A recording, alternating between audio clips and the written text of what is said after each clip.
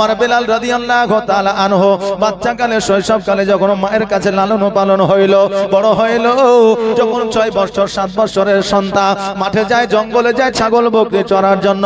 ছাগল বকরি চরণ করতে গিয়ে চিন্তা করে, আল্লাহ আসমানকে বানাইলো, জমিনকে বানাইলো, নদীকে বানাইলো, গাছপালাকে বানাইলো, মানুষকে বানাইলো, বাঘকে বানাইলো, ভাল্লুককে বানাইলো। বেলাল চিন্তা করে, চিন্তাধারা বেলালে এইরকম বাচ্চাকাল থেকেই ছিল।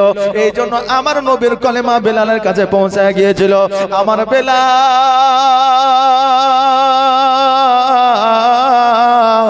রাদিয়াল্লাহু তাআলা আনহু মাকে গিয়া বলে, মা গো, ও মা বলো, আসমানকে বানাইলো, জমিনকে বানাইলো, আমাকে কে বানাইলো?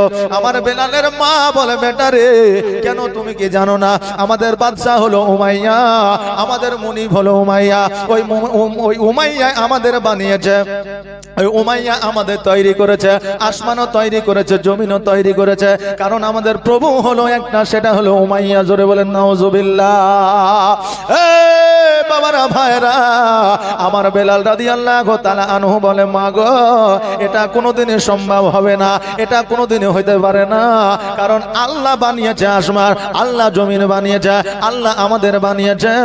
এবার বেলালের মা চিন্তা করে, হাই রে, আজকে এই বেলালকে লালন পালন করে বড় করলাম, এমন একটা প্রশ্ন করেছে, এই প্রশ্নের জন্য আমাদের বাদশার কাছে মার খেতে হবে, এই প্রশ্নের জন্য আমাদের দেশ ছেড়ে দিতে হবে, এই প্রশ্নের জন্য আমাদের এই গ্রাম থেকে অন্য গ্রামে বাস করতে হবে। অতএব কে বেলালকে রাখা যাবে না, ওই বেলালকে বিক্রয় করে দিতে হবে। এবার বেলালের মা বেলালকে নিয়ে মুনিবের কাছে গেল, উমাইয়ার কাছে গেল। উমাইয়াকে যাইয়া বলল, উমাইয়া আমার সন্তানটিকে বিক্রয় করতে চায়, তোমরা কি আমার সন্তানকে ক্রয় করবা?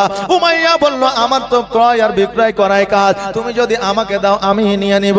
বেরাদার, উমাইয়া একটা পয়সার বিনিময়ে আমার বেলাল রাদিয়াল্লাহু তাআলা আনহুকে কিনে নিল। বেলালকে কিনে নেওয়ার পরে এবার কিন্তু ছাগল বকরি চরানোর জন্য পাঠায় দেয়। আর বেলালের কানে যেন একটা আওয়াজ ভেসে আসে। কেমন আওয়াজ? আওয়াজটা হলো লা ইলাহা ইল্লাল্লাহ। সবাই বলেন লা ইলাহা ইল্লাল্লাহ। আওয়াজে বলেন লা ইলাহা ইল্লাল্লাহ, বলো মুহাম্মাদুর রাসূলুল্লাহ সাল্লাল্লাহু তাআলা আলাইহি ওয়াসাল্লাম। আমার বেলালের কানে যেন আমার নবীর কলেমা আসে, আর আমার বেলাল যেন নবীর কলেমাটা শুনতে পায়। বেলাল জয় নবীর কলেমাটা শুনে নেয়া, নবীর কলেমার প্রেমে যেন আমার বেলাল হাবুডুবু খায়। এবার বেলাল বন্ধু বান্ধবদেরকে ডাকিয়া বলে, ওরে বন্ধুরা, আজকে উমাইয়া যে তোমরা গোলামি করো, আজকে উমাইয়াকে যে তোমরা প্রভু বলে ডাকো, আজকে উমাইয়াকে যে তোমরা খোদা বলো, আসলে উমাইয়া খোদা নয়, আমাদের একজন খোদা আছে, যার নাম হলো আল্লাহ। একজন খোদাই আমাদের আছে। ওই বেলাল যখন এই কথা বলল, ওই বেলালের সাথীরা উমাইয়া যারা গোলাম ছিল তারা উমাইয়াকে যা বলল, উমাইয়া, ওই আমাদের বাদশা, আমাদের একটা খবর আছে। খবরটা হলো এই, বেলাল যেন আপনাকে খোদা বইলা মানে না, বেলাল যেন আপনাকে আল্লাহ বইলা মানে না, বেলাল যেন আপনাকে প্রভু বইলা মানে না। ওই বেলাল খোদা বলে অন্য জনাকে মানে। উমাইয়া বেলালকে ডাক দিল, আর ডাক দেওয়ার পরে বলল, বেলাল শোনো শোনো,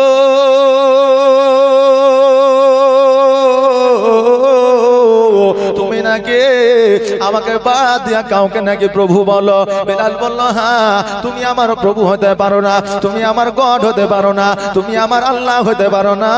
কারণ ও উমাইয়া, বলো বলো, আসমান কেনা বানাইলো, জমিন কেনা বানাইলো, মানুষ কেনা বানাইলো, বাঘ ভাল্লুককে বানাইলো, নদী নালাকে বানাইলো, গাছপালাকে বানাইলো? উমাইয়া বলল, বেলাল রে, আমি তোমাকে পয়সার বিনিময়ে কিনে নিয়েছি, তুমি হলে আমার গোলাম, আমি হলাম তোমার প্রভু, আমি যেটা বলবো সেটাই তোমাকে শুনতে হবে। আর আসমান জমিন নদ নালা আমি উমাইয়া বানিয়েছি।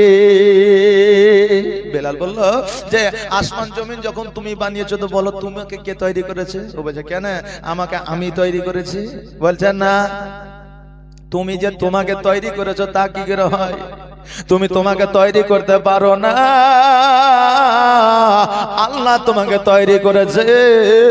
আমার নবীর কলেমা আর দাওয়াত আমি পেয়ে গেছি, আমার নবীর কলেমার আওয়াজ আমার কানে এসে গিয়েছে, আমার নবীর কলেমা আমি মনে মনে পড়তে আছি। উমাইয়া বলল, তোমার নবীর কলেমাটা কি বলো দেখি। আমার বেলাল রাদিয়াল্লাহু তাআলা আনহু বলে, লা ইলাহা ইল্লাল্লাহু মুহাম্মাদুর রাসূলুল্লাহ সাল্লাল্লাহু তাআলা আলাইহি ওয়াসাল্লাম। আমার নবীর কলেমাটা আমি পড়ে নিয়েছি। উমাইয়া বলল, বেলাল, এই নবীর কলেমা তোমাকে ছেড়ে দিতে হবে।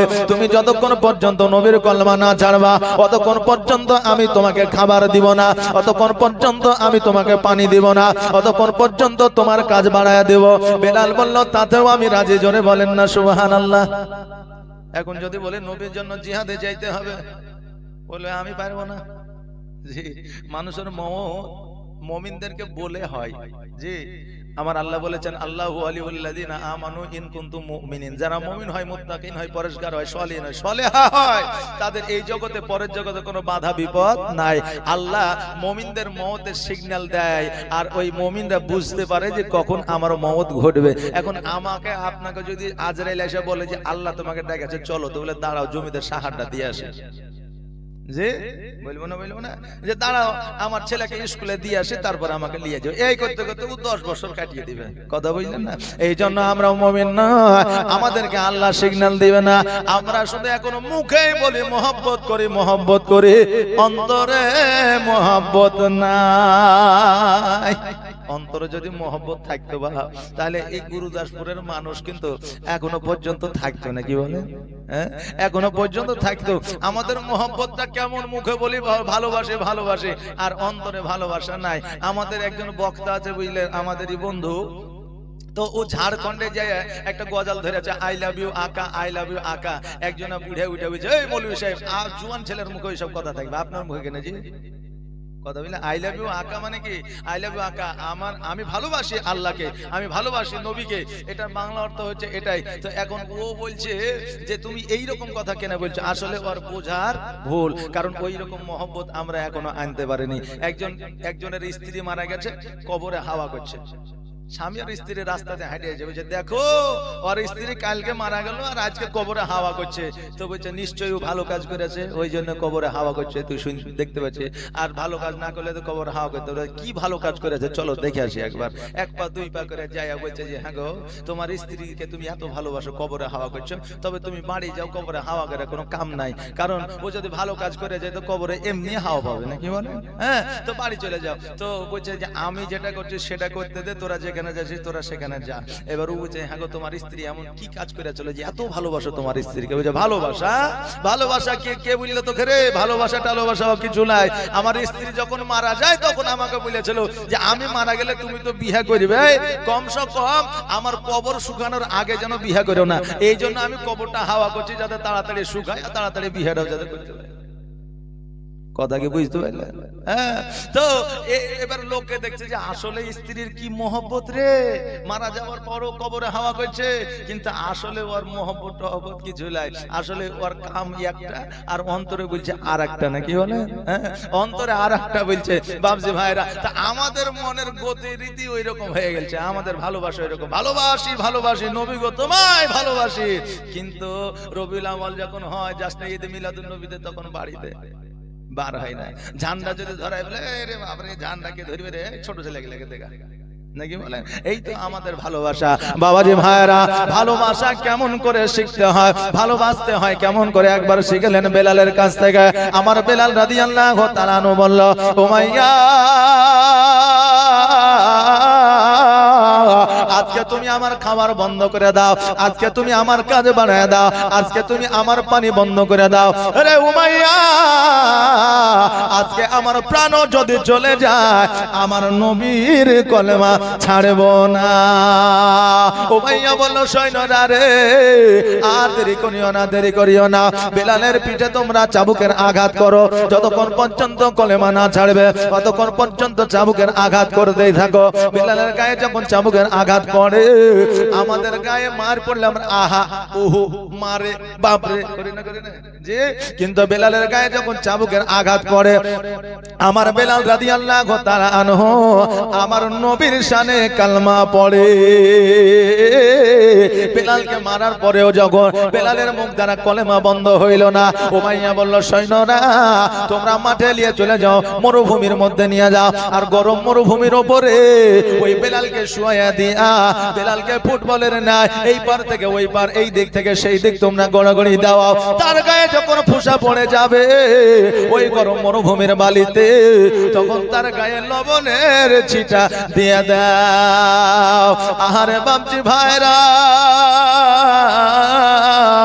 একটু কেটে গেলে আমাদের কত না যন্ত্রণা হয়, কিন্তু আমার বেলাল রাদিয়াল্লাহু তাআলা আনহুর গোটা গা যেন আপনার ফুসকা পড়ে গিয়েছিল। ওই বেলালের গায়ে লবণের ছিটা দিয়েছিল, বেলালের কত কষ্ট হয়। বেলালকে যখন মরুভূমিতে যখন এই পার থেকে ওই পার গড়াগড়ি দেওয়া, আর বেলাল যেন আমার নবীর কালমা পড়ে আল্লাহকে ডাক দিয়ে বলে আল্লাহ গো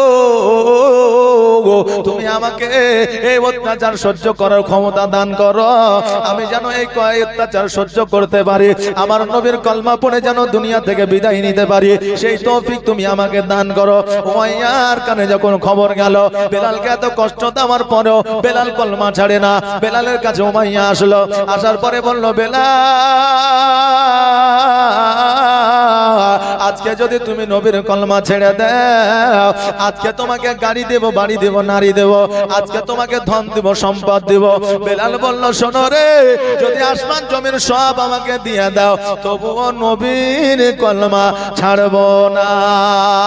আল্লাহর নবী নূরে নবী গো আপনি নবী আমার আজীবনের জীবন, আপনি আমার জীবন সাথে অন্ধকার কবরের বাতি, আপনি নবী আমার নির্জনের একজন।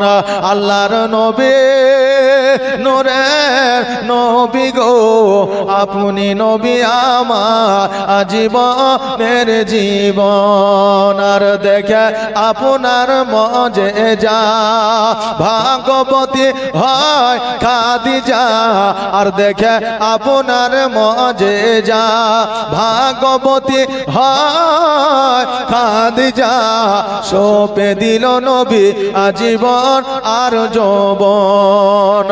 আল্লাহর নবী নূরে নবী গো আপনি নবী আমার আজীবনের জীবন। ও বেরাদার, আমার বেলাল রাদিয়াল্লাহু তাআলা আনহু বললেন চাই আমাকে দুনিয়া দিয়ে দাও, জমিন দিয়ে দাও, আসমান দিয়ে দাও, তবুও নবীর কলমা আমি ছাড়বো না। উমাইয়া যখন দেখলো নবীর কলমা ছাড়বে না, আবার অত্যাচার করার জন্য আবার সৈন্যদের হুকুম দিয়ে দিল। ওই পথ দিয়ে আমার আবু বকর সিদ্দিক রাদিয়াল্লাহু তাআলা আনহু আপনার হেঁটে আসতে ছিল। আমার আবু বকর বলল ও উমাইয়া শোনো রে, আজকে এই ব্যক্তিটির প্রতি অত্যাচার হয় কেন? উমাইয়া বলল শোনো, তোমাদের নবীর কলমা পড়ে নিয়ে যা আমার গোলাম হইয়া আছে বেলাল, যতক্ষণ পর্যন্ত নবীর কলমা ছাড়বে না ততক্ষণ পর্যন্ত উমাইয়া আমি তার অত্যাচার বন্ধ করব না।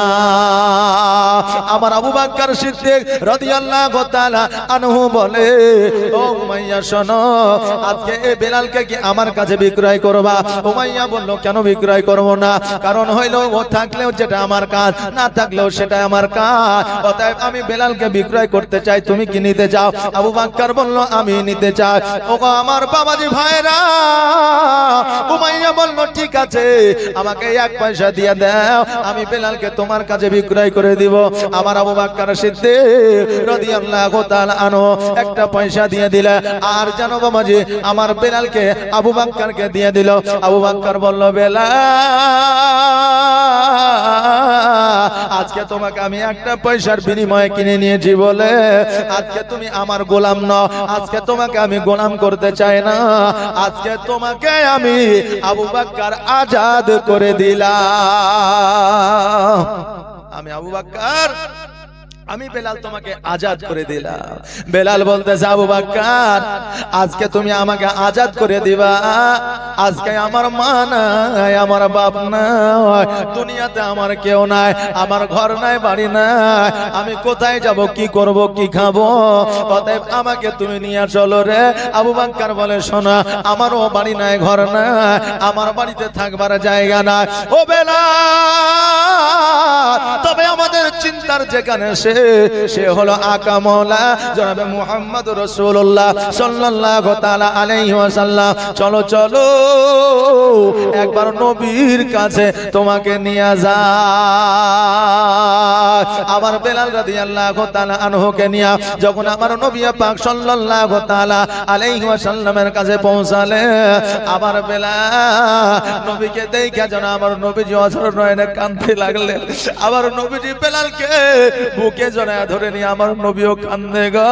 আমার বেলাল রাদিয়াল্লাহু তাআলা আনহু কাঁদে। বেলাল বলে হুজুর আপনি কাঁদিয়েন না, আমি বেলাল কাঁদবো, কারণ আমি বেলাল যে অত্যাচারিত, আমি বেলাল আমাকে যেভাবে আঘাত করেছে। আমার নবীজি বলে বেলাল রে তুমি কাঁদিও না, কাঁদিও না, আমি নবী আমার কাছে তুমি পৌঁছে গেছো, আর কোনো অসুবিধা না। বেলাল বলে হুজুর গো ওই উমাইয়া আমাকে এত আঘাত করেছে বলে আমি কাঁদি না, ওই উমাইয়া আমার গায়ে লবণের ছিটা দিয়েছে বলে কাঁদি না, ওই উমাইয়া আমাকে চাবুকের আঘাত করেছে বলে কাঁদি না। নবী গো আজকে বেলাল ছোট্ট থেকে আমি বড় হয়েছি, আমার কষায় ঘা, আমার ঠোঁটগুলো মোটা মোটা, আমি এত কুৎসিত এত কালো যে আমাকে আজও পর্যন্ত বুকে জড়িয়ে ধরা তো দূরের কথা, কেউ বন্ধু বলে মেনে নিতে পারে না। নবী গো আজকে যখন আপনার বুকের কাছে আমি আসতে পেরেছি, আমি বেলাল এই সুখের জন্য আমি কাঁদি। আমার নবী বলে বেলাল তুমি কোনো কষ্ট পাবে না, তুমি কোনো তোমাকে কোনো চিন্তা ভাবনা করতে হবে না। বেলাল বলে হুজুর গো আমার মা নাই, আমার বাপ নাই, আমার কেউ নাই, আমি কোথায় যাব, কি খাবো, কি কেমন করে কোথায় থাকবো। আমার নবীজি বলে বেলাল এতিমের যে কত কষ্ট, এতিমের যে কত যন্ত্রণা, এতিমের যে কত ব্যথা বেদনা, এটা আমি নবী ছাড়া আর কেউ জানে না। আমি এতিম হয়ে কাঁদি না কেন তোমরা বলতে পারো, আমি এতিম হয়ে কাঁদি না কেন তোমরা বলতে পারো। এতিম ছিলে আমার নবী, এতিম আমিও, নেই বাবা মা আমার, নেই যে বাড়ি ঘর, নেই বাবা মা আমার, নেই যে বাড়ি ঘর, আমার মতো কপাল পোড়া নেই তো ভাবে আর, তবু মনে নিয়ে সান্ত্বনা কাটাই দিন রাত, তবু মনে নিয়ে সান্ত্বনা কাটাই দিন রাত। এতিম ছিলেন আমার নবী হযরত মুহাম্মদ, এতিম ছিলেন আমার নবী হযরত মুহাম্মদ। আমি এতিম হয়ে কাঁদি না কেন তোমরা বলতে পারো, আমি এতিম হয়ে কাঁদি না কেন তোমরা বলতে পারো। এতিম ছিলেন আমার নবী, এতিম আমিও। আল্লাহুম্মা সাল্লাল্লাহু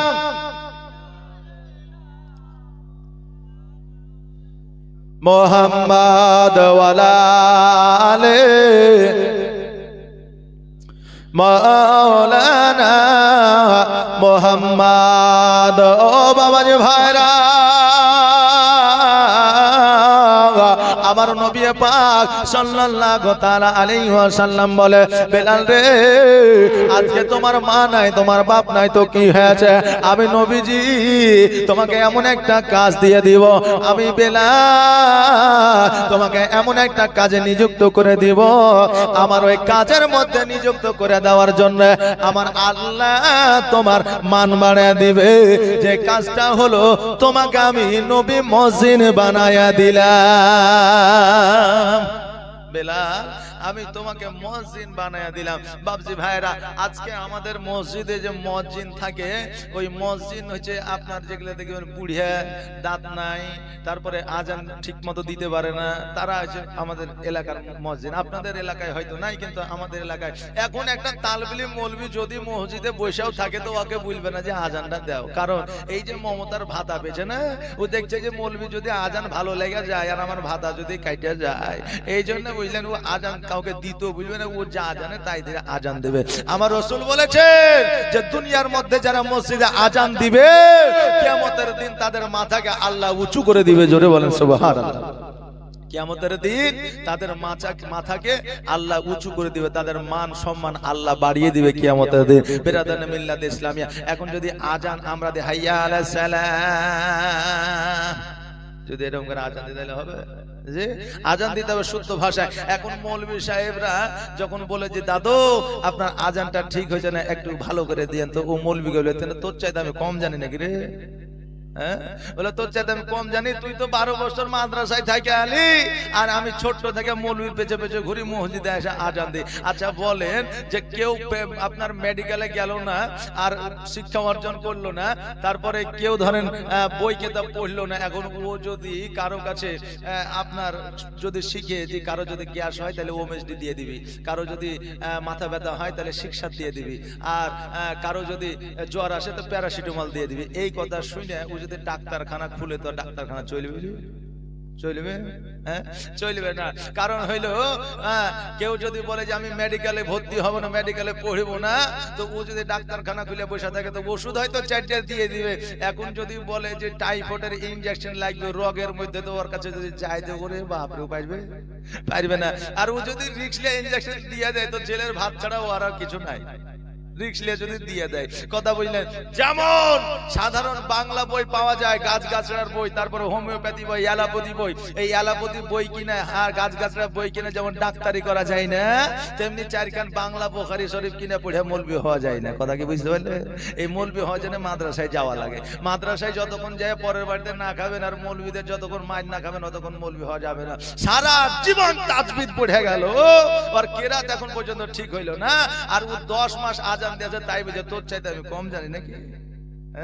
তাই বলছে বাবজি ভাইরা, তো আজান হবে শুদ্ধ ভাষায়, আর শুদ্ধ ভাষায় যদি আজান হয় দুনিয়ার মানুষও শুনবে আর সে আজিমও পৌঁছে যাবে। জোরে বলেন সুবহানাল্লাহ। আল্লাহু আকবার, আল্লাহু আকবার, আল্লাহু আকবার,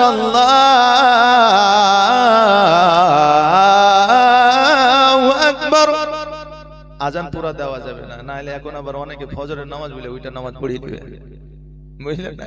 বলে কই রে আজান তো হয়ে গেল, মানে ফজর মনে হয়ে গেল, ও ঘড়ি ঘন্টা কিছু দেখবে না, উজু বানিয়ে নামাজ পড়ে ঘুমিয়ে যাবে। বলে কই রে সকালই হয়েছে না, কি ব্যাপার? বুঝলেন না? হ্যাঁ, তো এগুলা করা যাবে না। আজান যেটুকু দিলাম এটুকু। আপনাদের দেশে ভোর রাতে যখন আজান হয়, তা আপনার দেশে হয়তো বলেন, কিন্তু আমাদের দেশে বুঝলেন যখন ভোর রাতে আজান হয় তো খায়রুলকে না ডাকলে ওর আজানই হবে না, খায়রুলকে ডাকতে হবে। আসসালাতু খায়রুল মিনান নাম আজান দেবে, কিন্তু আসলে তা হবে না। আসসালাতু খায়রু মিনান নাওম, আসসালাতু খায়রু মিনান নাওম।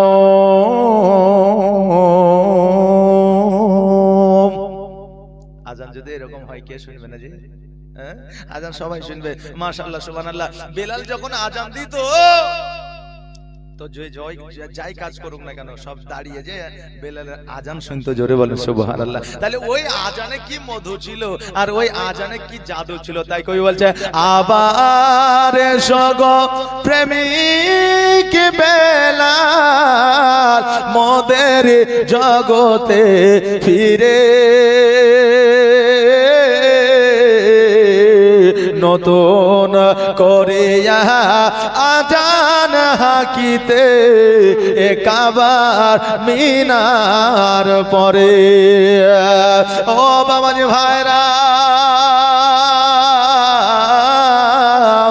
আমার বেলাল রাদিয়াল্লাহু তাআলা আনহু যেন বাবাজি মুয়াজ্জিন হয়ে গেল, প্রতিদিন প্রতিনিয়ত আজান দেয়। আমার দয়ার নবী মায়ার নবী সাল্লাল্লাহু তাআলা আলাইহি ওয়াসাল্লাম বেলালকে আপনার অনুমতি আদেশ দিয়েছে, এই বেলাল আজান দেয় আর মদিনা মক্কাবাসীরা নামাজ পড়ার জন্য অগ্রসর হয়। আমাদের আজান দিলে পালায়, বুঝলেন না? এই আজান দিলে কে পালায় বলেন তো? যে আজান দিলে শয়তান পালায়। আর এখানে আমরা আমাদের যদি আজান দেয় তো অনেক মুসল্লি পালায়, বুঝলেন না? অনেক মুসল্লি পালায়। আচ্ছা, আজকে আপনি আজান দিছে পালাইছেন, কিন্তু কালকে কোথায় যাবেন? এখন ছেলেদের ডাক্তার মাস্টার উকিল হাকিম করেছে, দেশে আপনার মাদ্রাসা আছে, আপনাদের পাশে শহর বাসা একটা মাদ্রাসা আছে না? যে ওই মাদ্রাসায় আমি বেশি দিন নয় 1 বছর শিক্ষকতা করেছি, বুঝলেন? হ্যাঁ, বহুদিন আগে। তো তারপরে বুঝলেন এই জালসা মাহফিলের জন্য আর সময় দিতে আমি পারিনি, বুঝলেন? ওখানকার সেক্রেটারি রকিবুর না কি একটা নাম আছে, বুঝলেন, মাস্টার। হ্যাঁ, তো আমি চিনি, 1 বছর ছিলাম। তো এই মাদ্রাসা আছে, আপনারা ছেলেদের যদি মাদ্রাসায় পাঠান, আপনার কিছু পড়াইতে হবে না, কমসে কম কোরআন শরীফ পর্যন্ত পড়ান। আচ্ছা, মাদ্রাসা পাঠাতে না, মসজিদে পাঠান, মসজিদে কোরআন শরীফ পড়ান। কারণ হইল যে আমার রাসূল পাক সাল্লাল্লাহু তাআলা আলাইহি ওয়াসাল্লাম বলেছেন যে দুনিয়ার মধ্যে ওই বান্দা সবচেয়ে বেশি ভাগ্যবান যার নিজের সন্তান জানাজা পড়ায়। জোরে বলেন সুবহানাল্লাহ। আচ্ছা, দুয়ার মধ্যে হাই কোয়ালিটি আর লো কোয়ালিটি আছে না নাই বলেন তো? নরমাল আর হাই আছে না নাই? আছে। কারণ হইল যে আপনি যখন মারা যাবেন, পাড়া প্রতিবেশী ইমাম সাহেব যখন আয়সা জানাজা পড়াবে, তখন 10 মিনিট আল্লাহু আকবার, আল্লাহু আকবার, আসসালামু আলাইকুম, আসসালামু আলাইকুম, তাই বলে যে দোয়া পড়বে না, থালায় দোয়া পড়বে। কিন্তু আপনার সন্তানের যে আবেগ, ওই আবেগ কি ইমামে থাকবে? আপনার সন্তানের যে আবেগ, ওই আবেগ কি প্রতিবেশী আলেমে থাকবে? আপনার সন্তানের যে আবেগ, ওই আবেগ কি কোনো মাস্টারে থাকবে, কোনো ডাক্তারে থাকবে না। আপনার সন্তান যখন ওই জানাজায় পড়াবে, তখন 8 ঘন্টা ধরে পড়াবে। কারণ ওর দোয়া পড়তে পড়তে এইদিকে কান্না করবে, চোখ দিয়ে পানি ঝরবে, আর এইদিকে দোয়া পড়বে। বাবজি ভাইরা, এই জন্য আপনার ছেলেকে কমসে কম যাতে জানাজা পড়াইতে পারে এরকম শিক্ষাটা দেন, নাকি বলেন? এখন তো ছেলে পিলে বুঝলেন নামাজ কিভাবে পড়ে তাই জানে না, নামাজ কিভাবে পড়ে তাই জানে না। আরে বাস্তব ঘটনা, আমাকে একদিন ফোন করে বলছে, হুজুর আগামী অমুক দিনে একটা দাওয়াত নিতে হবে। কিসের জন্য? বলছে আমার পোতার মুসলমানি মিলাদ করবে। বলে হ্যাঁ, কখন? বলছে যে আগামী দিন মাগরিব পরে, একটা ডেট দিয়েছে, অমুক ডেটে মাগরিবের পরে, এই সন্ধ্যার পরে। তা আমি বললাম ঠিক আছে, মাগরিব পরে হাজির হয়ে যাবো। বলছে মাগরিব কোনটাকে বলে? বাস্তব কথা বলছি। ও ঘুরিয়ে বলছে মাগরিব কোনটাকে বলে? আমি বললাম সন্ধ্যাবেলায় যে আজানটা হয় ওটাকে মাগরিব বলে। তো বলছে যে ওই মাগরিব টাগরিব বুঝি না, আপনাকে সন্ধ্যাবেলায় পাইলি হইল। আচ্ছা, আমি বললাম দেশে ইমাম আছে বলে? আছে। বলে ইমামকে ফাতিহা করে মিলাদ করার দরকার নাই। কারণ 55 বছর বয়সে, 60 বছর বয়সে যখন মাগরিবই বুঝেননি, তো 2 ঘন্টা ওয়াজ করে আসলে কি বুঝবেন? যে হ্যাঁ, আপনি মৌলভিলে ফাতিহা করে এলেন। বাবজি ভাইরা, তো এরকম মানুষ জগতে আছে না নাই? এক যুবকের নতুন বিয়ে হয়েছে, বুঝলেন? এবার শ্বশুর বাড়ি গেছে, শাশুড়ি বলছে হ্যাঁ গো আজকে শুক্রবার, নামাজটা পড়ে আসো, নতুন জামাই, লোকে কি বলবে? তো বলছে জীবনে তো নামাজ পড়িনি, নামাজ কেমন করে পড়বো? তো বলছে যে খেপা করে নামাজ পড়তে হয়, তুমি যাবা, যায় দেখবা যে যেমন করে পড়ছে অমনি করে দেখে দেখে পড়ে দিবে। ঠিক আছে, তাহলে একটা লুঙ্গি দেন। আমাদের জুম্মা দিন আসলে তো আমাদের লুঙ্গির বাহার নাকি বলেন? হ্যাঁ, লুঙ্গি পিঁধে, নতুন লুঙ্গি, একাদিন তো লুঙ্গির নতুন লুঙ্গি পিঁধে চলে যায়।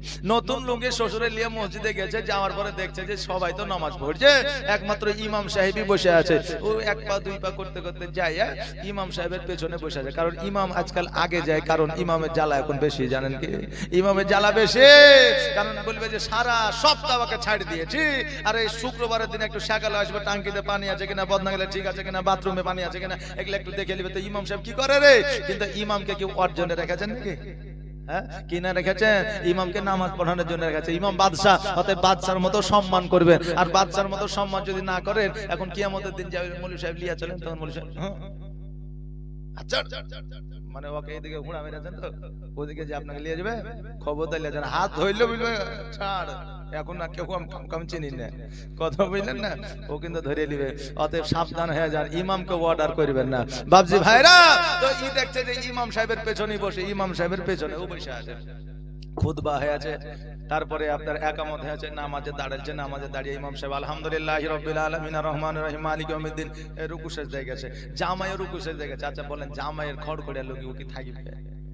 পেছনে লম্বা হয়ে বাড়ি হয়েছে, আর পেছনের এক মুসল্লির লুঙ্গিতে মাথা বেঁধে লুঙ্গিটা উঠে, আর যেমনই লুঙ্গিটা উঠে যাওয়া, ও ভাবছে নামাজের মধ্যে মনে হয় এটা আছে। কথা বুঝতে পারলেন না? ও ভাবছে নামাজের মধ্যে মনে হয় এটা আছে। পরের রেখাতে যখন ইমাম সাহেব রুকু সেজদা গেছে তো ও একবার স্পেশাল করে মাথা ঢুকিয়ে ইমাম সাহেবের লুঙ্গিকে তুলে দিয়েছে। এবার ইমাম সাহেব যাই পাগলা কোথাকার, তো ও ঘুরিয়ে যাই পাগলা কোথাকার, মানে ও হচ্ছে ইয়াও নামাজে আছে। আচ্ছা বলে এই যুবক অবস্থায় যখন এই কথাটা বললো তো ওই মসজিদের মুসল্লিরা জানতে পারলো না যার বাড়ি কোথায়, আর ঘর কোথায়, এই ছেলেটা কে কার জামাই জানলো না যে জানেছে না জানেনি, জানলো তো কার মান ইজ্জত গেল? মান ইজ্জতটা কার গেল? ওর বাপের গেল, শ্বশুরের গেল, ওর গেল, ওর 14 গোষ্ঠীর গেল। অতএব সাবধান হয়ে যান, ছেলেপিলাকে মাদ্রাসা মসজিদে পাঠান, একটু শিক্ষা দেন, নামাজের শিক্ষা দেন, একটু কোরআনের শিক্ষা দেন, একটু আরবি শিক্ষা দেন। শিক্ষা যদি না দেন বাপ, তাহলে আমাদের কিন্তু এই ইসলাম ধর্মের যে যুবকরা আছে সব বরবাদ হয়ে গেছে। শুধু ইংলিশ আর আরবি, ইংরেজি আর বাংলা আর ভূগোল বিজ্ঞান নিয়ে পড়ে আছে। একটু কোরআন শিক্ষাটাও দেন, আল্লাহ যেন সে তৌফিক দান করে। সকলে বলে আমিন, সুম্মা আমিন। এই দেখেন বলে গেল, কি বললেন না, কি বলছেন? এই দেখেন খাবার যদি খেতে কেউ বাকি থাকে তো মসজিদে যাবেন। জি মেয়ের আমরা মায়েরাও যদি বাকি থাকেন আপনারা যাবেন, ওদের মসজিদে জায়গা নাকি, মসজিদে যাবেন, খাওয়া দাওয়া করবেন, খাওয়া দাওয়া করে বাড়ি চলে যায় না আবার আসেন। কারণ যার শেষ ভালো তার সব ভালো, নাকি বলে? যার শেষ ভালো তার সব ভালো। খাইয়ে দেয়া চলে যাবেন না, সবাই আসবেন। বাপজি ভাইরা এই দেখেন মৌলানা তাজেল, এই দেখেন মৌলানা সাহেব, মৌলানা তাজেল সাহেব এই দেখেন 500 টাকা দান করেছেন। আল্লাহ যেন দানকে কবুল করে। সকলে বলেন আমিন, সুম্মা আমিন। যে আশায় যে নিয়তে করেছে দান, আর দানকে কবুল করো ওগো রহমান। একবার দরুদ পড়ে আল্লাহুম্মা সাল্লাল্লাহু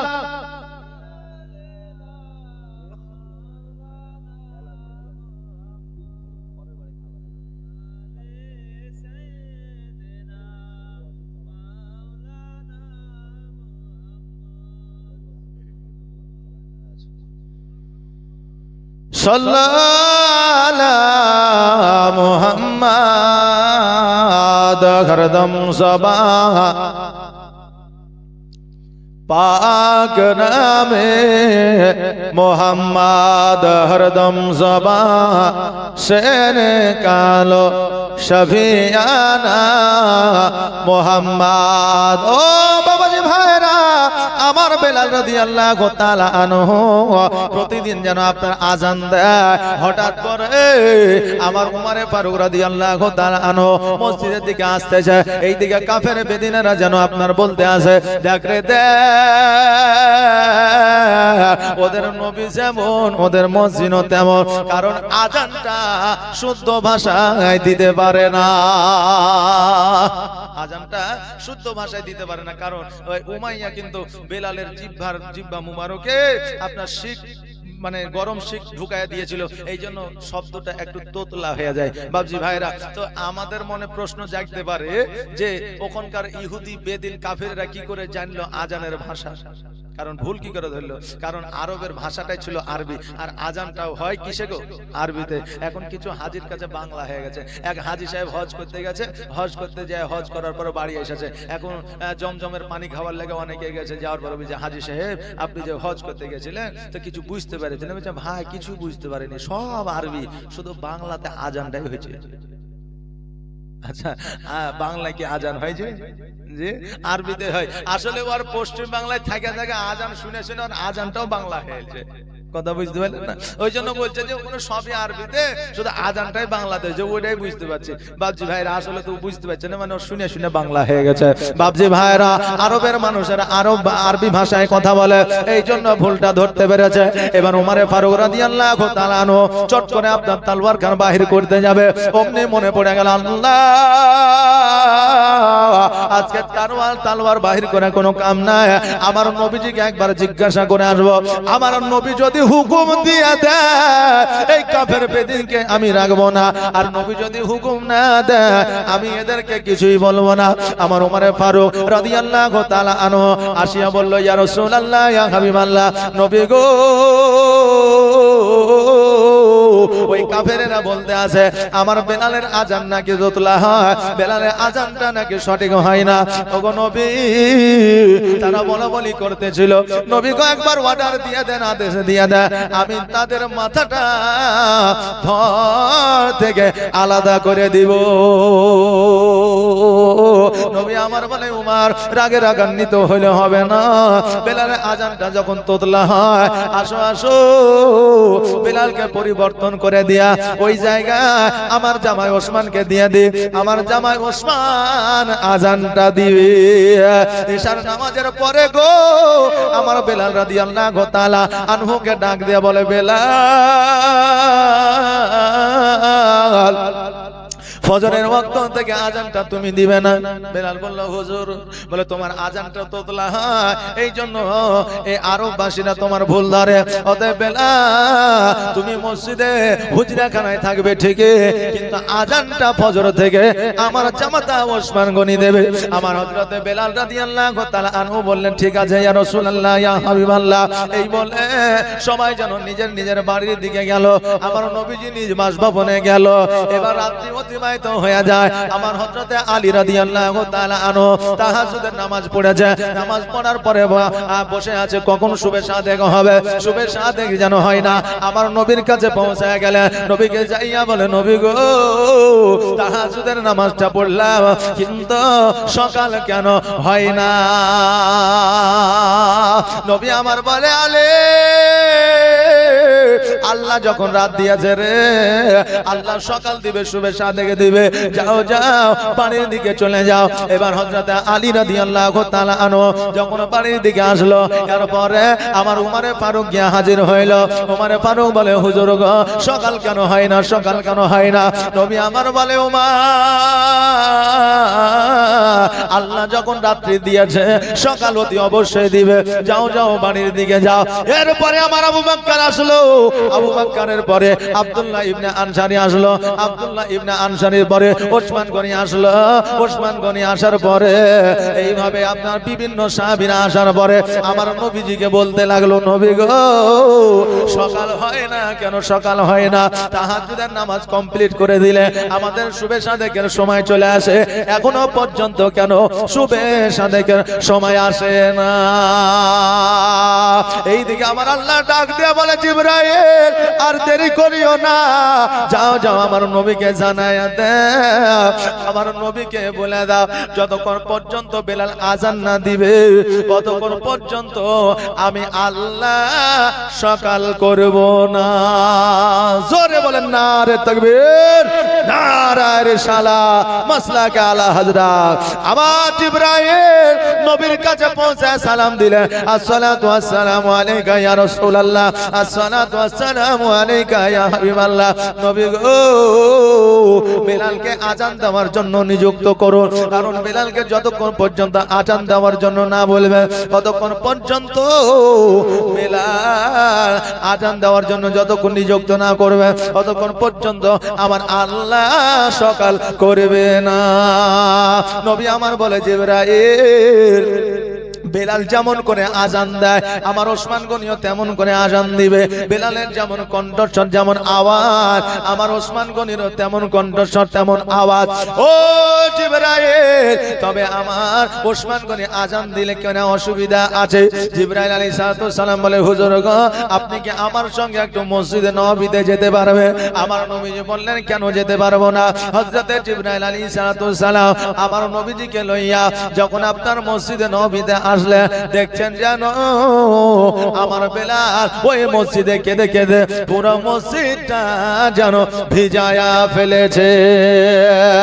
ওগো দিবানা হইয়া ডাকি তোমায়, সারা দাও না গো একবার। ওগো পাগল হইয়া ডাকি তোমায়, সারা দাও না গো একবার। আর প্রথম যেদিন আসিলে ভবে আর জিন্ন ইনসা দরদ পড়ে কত গৌরবে আর প্রথম যেদিন আসিলে ভবে আর জিন্ন ইনসা দরদ পড়ে কত গৌরবে যাক রহমতের সীমানায় কাঁদে আসিতে সিজদায় ওগো গুনাহগার উম্মাহ আছে আমার কেমন হবে পার ওগো দিওয়ানা হইয়া ডাকি তোমায় সারা দাও না গো একবার আল্লাহুম্মা সাল্লি আলা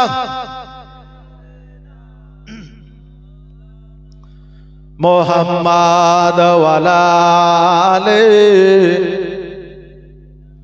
মাওলানা এইদিকে আমার বেলাল সারা রাত কেঁদে কেঁদে আপনার মসজিদ ভিজা দিয়েছে আমার নবীজি বেলালকে গিয়ে জড়িয়ে ধরে বলে বেলাল তুমি কেন কান্দো রে বেলাল তোমার কান্নার কারণটা কি আমার বেলাল বলে হুজুর গো আমি আজান দিতে বারণ করেছেন বলে কাঁদি না আজান দেওয়ার জন্য আপনি বলেছেন এই জন্য আমি কাঁদি না আমি কাঁদি গো নবী আমি যখন পড়তাম আশহাদু আন্না মুহাম্মাদুর রাসূলুল্লাহ সাল্লাল্লাহু তাআলা আলাইহি ওয়াসাল্লাম তখন আমি আঙুল দিয়া আমি আপনাকে দেখাতাম নবী গো কালকে থেকে আজানও দিতে পারবো না আর আপনাকে আঙুল দিয়েও দেখাতে পারবো না এই জন্য আমি বেলাল মহব্বতে কাঁদি মানুষ দুইটা সময়ে কাঁদে এক হচ্ছে সুখের সময় আর এক হচ্ছে দুঃখের সময় যখন অতি সুখ চলে আসে তখন মানুষের চোখে পানি আসে আর অতি দুঃখ যখন আসে তখন মানুষের চোখে পানি আসে বেলাল বলে হুজুর গো আপনাকে আঙুল দিয়ে দেখাতে পারবো না ওই জন্য আমি বেলাল কাঁদি আজান দিতে পারবো না বলে কাঁদি না আমার নবীজি বলে বেলাল তুমি আজকে থেকে আজান দিবে এটা আমার হুকুম না এটা হলো আল্লাহর হুকুম বেলাল বলে হুজুর গো আমার আজান দিতে যায় যদি কোনো ভুল হয়ে যায় আমার আল্লাহ আমার নামে গুনাহ লিখে দিবে আমার নবীজি বলে বেলাল আজকে যিনি গুনাহ লিখবে রে আজকে সেই অর্ডার দিয়েছে তোমাকে আজান দেওয়ার জন্য বেলাল বলল হুজুর গো আমি যে আজান দিব তার আগে আপনাকে কয়টা প্রশ্ন করতে চাই নবী আমার বললে বলো বলে হুজুর আপনি আমার বেয়াদবি মাফ করবেন আমার নবী যে বলে বেলাল আজকে তুমি যত খুশি আমাকে প্রশ্ন করতে পারো কোন রকমের অসুবিধা না বেলাল বলে হুজুর গো আমার প্রশ্ন হইল আমি আজান দিলে আমার কি গুনাহ হবে না আমার নবীজি বললে বেলাল তুমি আজান দিলে তোমার গুনাহ হবে না কারণ তোমার আজানের ধ্বনি আমার আল্লাহ পর্যন্ত শুনবে জোরে বলেন সুবহানাল্লাহ বেলাল বলে হুজুর গো দ্বিতীয় প্রশ্ন হইল সবার আগে জান্নাতে কে যাবে নবী আমার মুখকে হাসি দিয়ে বলল বেলাল তুমি আগে জান্নাতে যাবে বেলাল বলল হুজুর গো আমার বেয়াদবি মাফ করবেন আমি বেলাল অত বড় সেলফিশ নয় যে আমি আপনার আগে জান্নাতে যাব হুজুর গো ইমাম হাসান হোসেন জান্নাতের সরদার তাহলে ইমাম হাসান হোসেন কোথায় যাবে বলে ইমাম হাসান হোসেনের আগে তুমি জান্নাতে যাবে ও বেলাল ইমাম হাসান হোসেন তো দূরের কথা আমি নবী আমার আগে তুমি জান্নাতে যাবে নবী আমার বললেন যে বেলাল আমার আগেও তুমি জান্নাতে যাবে বেলাল বললে হুজুর সেটা কেমন করা হয় বলে বেলাল উটের যে লাগাম ধরে থাকে যে উটের পিঠে সাওয়ার হয়ে থাকে সে আগে যায় না যে লাগাম ধরে সে আগে যায় বেলাল বলল হুজুর যে উটের লাগাম ধরে থাকে সে আগে যায় বলে বেলাল কিয়ামতের দিন আমি নবী উটের পৃষ্ঠে শোয়ার থাকবো আর তুমি আমার লাগামখানা ধরে থাকবে আল্লাহ যখন জান্নাতের দরওয়াজা খুলে দিবে তখন সর্বপ্রথম তুমি উটের লাগাম ধরে টান দিয়ে ঢুকবে জোরে বলেন সুবহানাল্লাহ বাবজি ভাইরা এখন আমাদের মধ্যে প্রশ্ন জাগতে পারেছি নবীর আগেও বেলাল জান্নাতে যাবে আগে কথাটা বোঝার চেষ্টা করবেন বোঝার পরে তারপরে আলোচনা করবেন কারণ এখন আসল জালসা তো চায়ের দোকানে নাকি বলে এই জালসাটা হচ্ছে এখন রিহার্সেল, আর আসল জালসা হচ্ছে চায়ের দোকানে। কাল সকালে হবে, আরে বাপরে অমুক জায়গার মৌলবি হাজার, তমুক জায়গার মৌলবি হাজার, কে কেমন বললে না বললে সব আলোচনা হবে, অসুবিধা কিছু নাই। এটা শুধু আপনার দেশে নাই, সব দেশে এখন এরকম চলছে বাপজি ভাইরা। তাই শেষ বেলা, রাতের বেলা এখন কেউ যদি ওয়াজ শুনে তো কেউ ঢুলছে নাকি বলেন, কেউ ঢুলছে এখন ওয়াজ শুনতে শুনতে, বুঝলেন, কেউ আবার ভুল ওয়াজ শুনে যায় না বাড়ি, না হলে অসুবিধা আছে। কারণ হইল যে আমার মৌলভী সাহেব ওয়াজ করেছে যে পরের বিটি তোমার বাড়িতে বৌমা হয়ে এসেছে, যেটা খাবার সেটা দিয়া খায়ো। কথা কি আমার বুঝতে পারলেন? হ্যাঁ, যেটা খাবার সেটা দিয়া খায়ো, নইলে গুনাহগার হয়ে যাবা। একজন বৃদ্ধ মানুষ ছিল, ও ঘুমাইতে ঘুমাইতে ওয়াজ শুনেছে, ও আবার বিড়ি খায়। সকালবেলাতে যায় এক বান্ডেল বিড়ি কিনে বৌমাকে অর্ধেক দিচ্ছে, ও অর্ধেক লিছে। এখন বৌমা বলছে আব্বা আপনার কি মাথা খারাপ হইলো নাকি? হ্যাঁ, বিড়ি কি করবো আমি? তো বলছে খেপি কোথাকার, আমার মাথা খারাপ লাই, মৌলবীর মাথা খারাপ হয়ে চলো। মৌলবী সাহেব বলেছিল যে যেটা খাবার সেটা দিয়ে খাবে, নাইলে গুনাহগার হয়ে যাবা। তো এখন আমি বিড়ি না দিয়া তোকে খাইয়েছি, গুনাহ করেছি, শেষ বয়সে আর গুনাহ করতে রাজি না। আজকে থেকে বিড়ি তুইও খাবি, আমিও খাবো। আচ্ছা বলেন, ওকে কি বিড়ি খাইতে দেওয়ার কথা বলা হয়েছে? হ্যাঁ, যেটা হালালি খাবার সেটা কথা বলা হয়েছে। এখন চারটা বৌমা, চারটা বেটা 1 কেজি গোস্ত নিয়ে এসে বাড়িতে দিয়েছে, রান্না বান্না করে বৌমা দিল। এখন 4 বেটাদের সব খাইয়ে দেয় একবারে শেষ। এবার বৌমা যখন খাইতে যাচ্ছে, যে রান্না করেছে সে যখন খাইতে যাচ্ছে, দেখছে শুধু হাড়, হাড্ডি, মাংস একটাও নাই। এখন বলছে আমার হাতে তো সব কালকে দেখা যাবে। কাল যখন গোস্ত নিয়ে এসে দিয়েছে, ও রান্নাও করছে, এদিকে হাতও চলছে, রান্নাও চলছে, হাতও চলছে। বলছে এবার থেকে আমাকে দিস আছে আর না দিস, যা খাবার আমি কইল যাবে এটা খাই নিলাম। কথা বুঝতে পারলেন না বাপজি ভাইরা? তাই আপনাকে যেটা বলবো সেটা একটু কান দিয়ে শুনবেন, আর যদি ঢুলতে ঢুলতে শুনেন তো ওই শোনার চাইতে না শোনাই অনেক ভালো, নাকি বলেন? হ্যাঁ, যে নাই মামার চাইতে কানা মামা অনেক ভালো, তাই কিনা? নাই মামার চাইতে কানা মামা অনেক ভালো। ও আমার বাবাজি ভাইরা, আমার বেলাল রাদিয়াল্লাহু তাআলা আনহু বললেন, নবী গো আজকে আমি আপনার আগে জান্নাতে যাব, সেটা কেমন করে হয়? আমার নবীজি বললে, বেলাল রে, আমি যে উটের পৃষ্ঠে চেপে থাকবো, ওই উটের লাগামখানা তুমি ধরে থাকবে, আর ওই উটের লাগামখানা ধরে তুমি যখন টান দিবে, জান্নাতের মধ্যে যখন তুমি প্রবেশ করবে, আর জান্নাতের মধ্যে প্রবেশ করার সময় উটের লাগাম ধরে যে টান দিবে সে আগে যাবে। অতএব বেলাল তুমি আমার আগে জান্নাতে যাবে। আমার সোনার মদিনা, আমার প্রাণের মদিনা, যেই মদিনায় শুয়ে আছে হাবিবে রব্বানা, আমার জানের মদিনা, আমার প্রাণের মদিনা। ও বাবাজি ভাইরা, ওই বেলাল রাদিয়াল্লাহু তাআলা আনহু আমার নবী পাক সাল্লাল্লাহু তাআলা আলাইহি ওয়াসাল্লাম যখন ইহ জগৎ ছেড়ে পর জগৎ গমন করলেন, নবী আমার যখন ইন্তেকাল করলেন, নবী আমার যখন দুনিয়া থেকে আড়াল হয়ে গেলেন, বেলাল 1 দিন নয়, 2 দিন নয়, 3 দিন নয়, 5 দিন নয়, 7 দিন ধরে বেলাল আপনার মদিনা ছেড়ে দিয়ে, শুধু মদিনা নয় আরববাসী ছেড়ে দিয়েছিল। বেলাল নবীর শোকে পুরো আরব ছেড়ে দিয়েছিল, মিশরের এক জঙ্গলে বসেছিল। এইদিকে আমার নবী যখন আড়াল হয়ে গেলেন, মসজিদে আজানও হয় না, নামাজও হয় না, নামাজ তো হয় না দূরের কথা, এইদিকে ছোট ছোট বাচ্চারা পর্যন্ত খাবার খেতে চায় না। মদিনার কারো বাড়িতে খাবার রান্না হয় না, জোরে বলেন সুবহানাল্লাহ। 7 দিন ধরে কারো বাড়িতে খাবার রান্না হয় না। এবার ইমাম হাসান হোসেন চিন্তা করে, আল্লাহ আজান বন্ধ হয়ে গেল, নামাজ বন্ধ হয়ে গেল, এইভাবে যদি আজান বন্ধ হয়ে যায়, নামাজ বন্ধ হয়ে যায়, একদিন মানুষ নামাজের কথা ভুলে যাবে। আমার বেলাল রাদিয়াল্লাহু তাআলা আনহুকে খুঁজতে হবে। ইমাম হাসান হোসেন দুইজনে খোঁজার জন্য বাহির হয়ে গেল। সারা মদিনাতুল মুনাওয়ারায় খুঁজে বেলালকে যেন খুঁজে পাওয়া যায় না। সারা আরব কান্ট্রি খুঁজলো, খোঁজার পরেও যেন বেলালকে পাওয়া গেল না।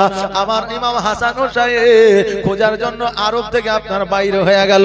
এবার কিছু দূর যাওয়ার পরে ওই বড় জঙ্গলের রাস্তার ধারে কে যেন নবীর কলমা পড়ে। ইমাম হোসেন ডাক দিয়ে বলে, ভাই হাসান, এই যে আওয়াজটা আসে, এই আওয়াজটা আর কারণ, এই আওয়াজটাই হলো বেলালের।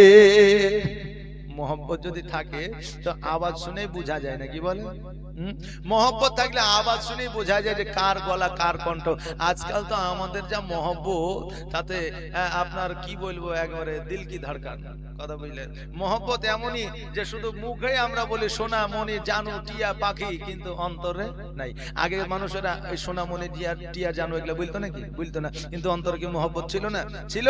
আর এখন সোনা মনি জানু টিয়া বলে, কিন্তু অন্তরে মহব্বত নাই। তার প্রমাণ হইলো, আগে বাপজিরা যেমন সোনামণি টিয়া বলতো না, তেমন পরকীয়াও ছিল না। আর এখন সোনামণি টিয়া বলে, এই জন্য পরকীয়া বেশি।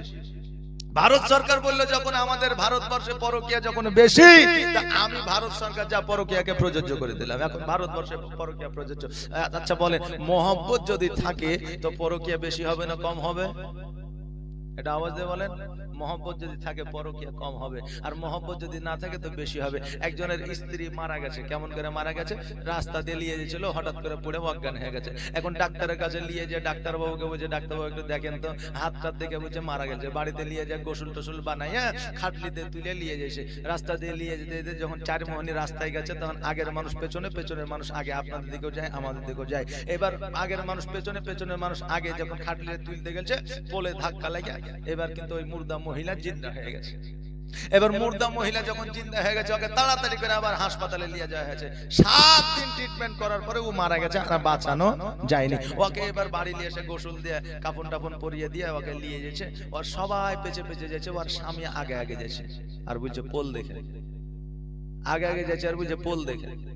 এখন ঘটনা হয়েছে যে হারে সবাই পেছে পেছে যাচ্ছে, আর তুই আগে আগে যাচ্ছিস, আর বলছিস পোল দেখে কারণটা কি? বলছে ওই কথা বলিস না, এর আগে পোলে লেগে জিন্দা হয়ে গেছিল, আবার যদি পোলে লেগে জিন্দা হয়ে যায় তা আমার জীবনে রফা দফা শেষ। ওই জন্য আমি বলছি পোল দেখে খবরদার পোলে যেন ধাক্কা না লাগে। আচ্ছা বুঝেন আমাদের মহব্বত কোন জায়গায়, বুঝতে পেরেছেন? আমাদের মহব্বতের সেই ক্যাটাবের অবস্থা। বাপজি ভাইরা, এই দিকে আপনার মহব্বত কেমন আমার ইমাম হাসান হোসেনের দেখেন।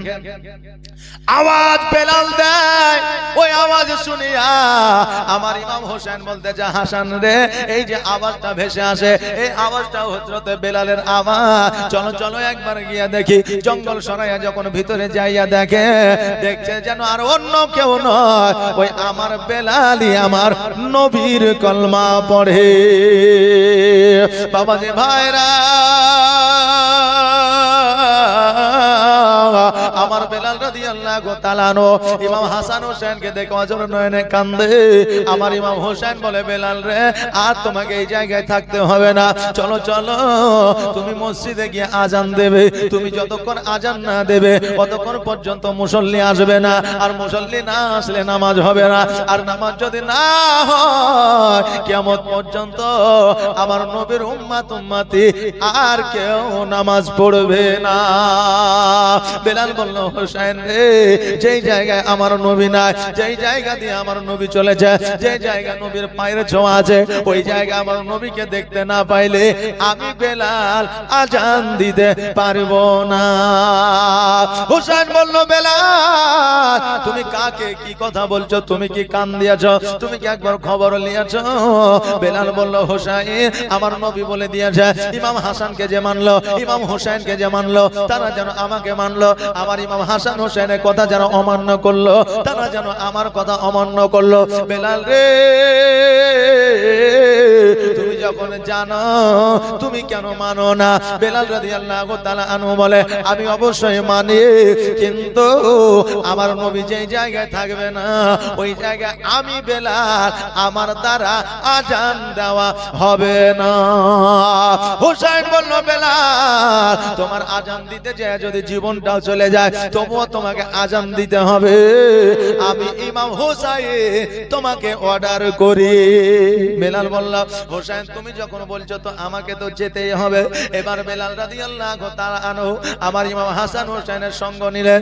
ইমাম হাসান হোসেনের সঙ্গ নিয়ে মদিনাতে আসলেন। মদিনাতে আসিয়া ওযু বানায়া যখন মিম্বারের উপর উঠেছে, মিম্বারের উপর উঠিয়া আল্লাহু আকবার, আল্লাহু আকবার, যেমনই আপনার আল্লাহু আকবারের ধ্বনি দিয়েছে, অমনি যেন মদিনাবাসীরা, মক্কাবাসীরা, আরববাসীরা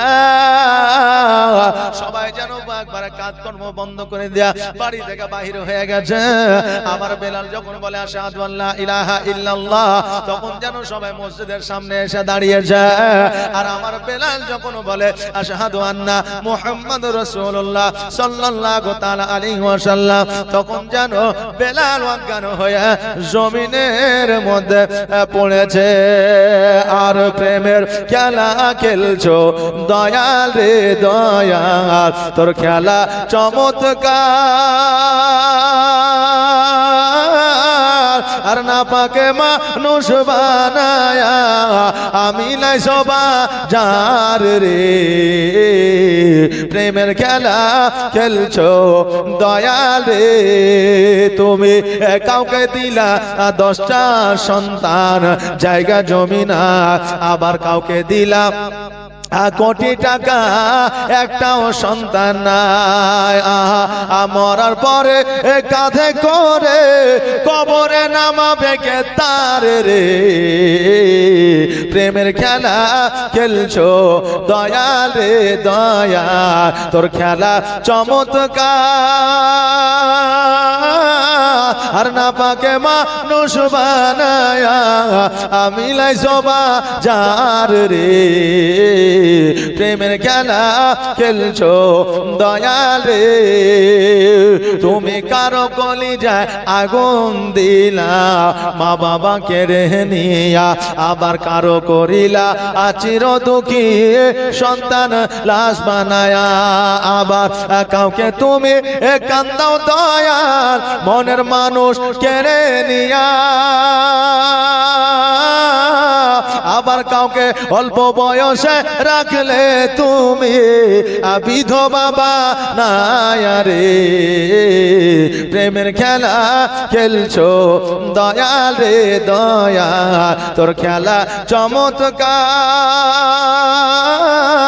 আর না পাকে মানুষ বানায়া আমি লাই সবা যার রে, প্রেমের খেলা খেলছো দয়াল রে।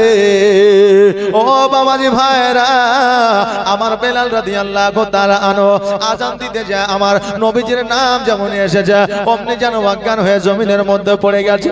আবার ইমাম হোসাইন লোটাতে করে পানি নিয়ে গিয়া আমার বেলালের মুখমণ্ডলের উপরে ছিটায় দিলেন। আর আমার বেলালের মুখমণ্ডলের উপরে ছিটায় দিয়া যেমনই আপনারা দিলেন অমনি যেন বেলালের জ্ঞানটা ফিরে গেল। আবার বলল বেলাল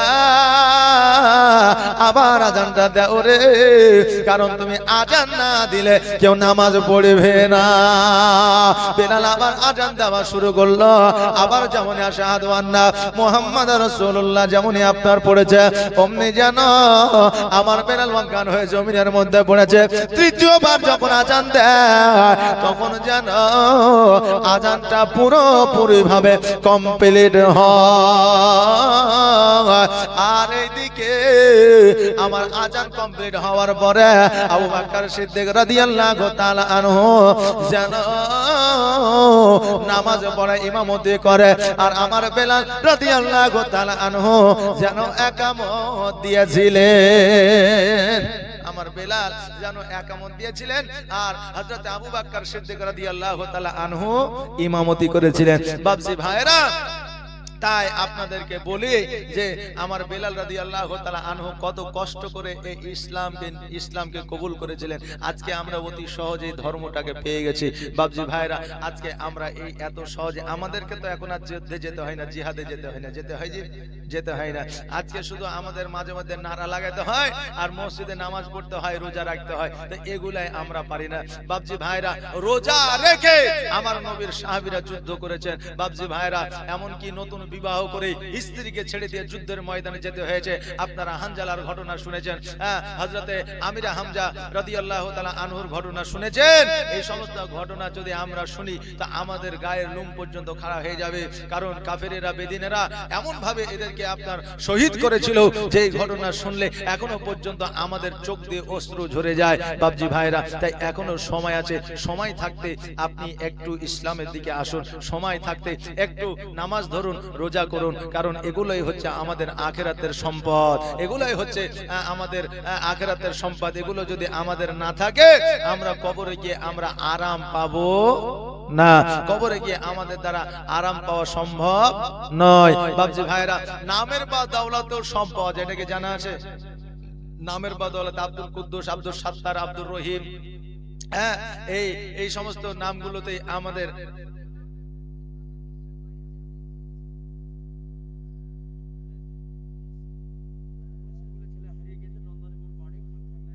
বলে দেন, মাইক বলে দেন, আমি বলতে পারবো না।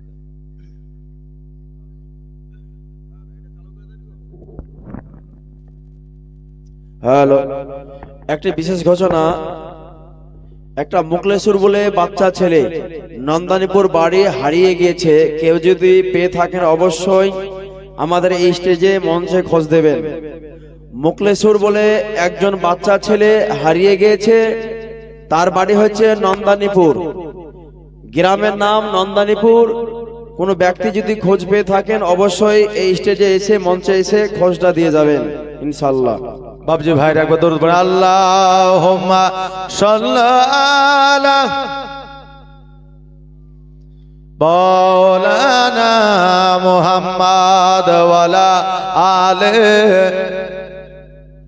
মাওলানা মুহাম্মাদ। তো বাবজি ভাইরা, এই দেখেন, আসেন একটু ইসলামের পথে আসি, আমরা একটু নামাজ রোজা করি, একটু আলিম ওলামাকে শ্রদ্ধা সম্মান করি।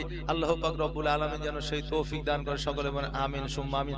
লাস্টে বেলায় হয়তো আমরা 2-4 জনাকেও পাবো না, তার আগে আমরা কমসে কম দুয়ার মাহফিলটা তো আমরা এই 4 জনাকে লিয়া করি। তা আসেন নবীজিকে একবার সালাতু সালাম জানাই, তারপরে কিছুক্ষণ ওয়াজ করার পরে একটু দোয়া করে দেবো। আসেন একবার নবীকে সালাত সালাম জানাই। ইয়া নবী, ইয়া রাসূল সালাম, ইয়া হাবিব সালাম আলাইকা সালাওয়াতুল্লাহ, হাবিবি ইয়া রাসূল আল্লাহ,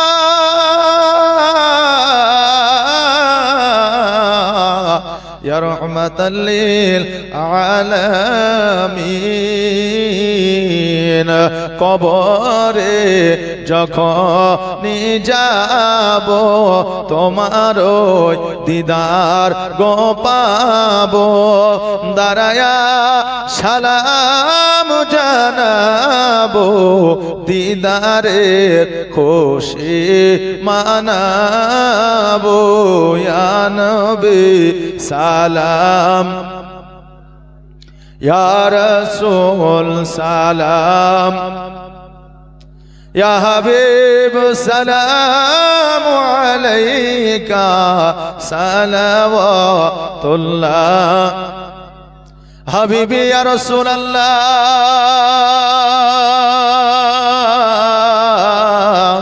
ইয়া রাহমাতাল লিল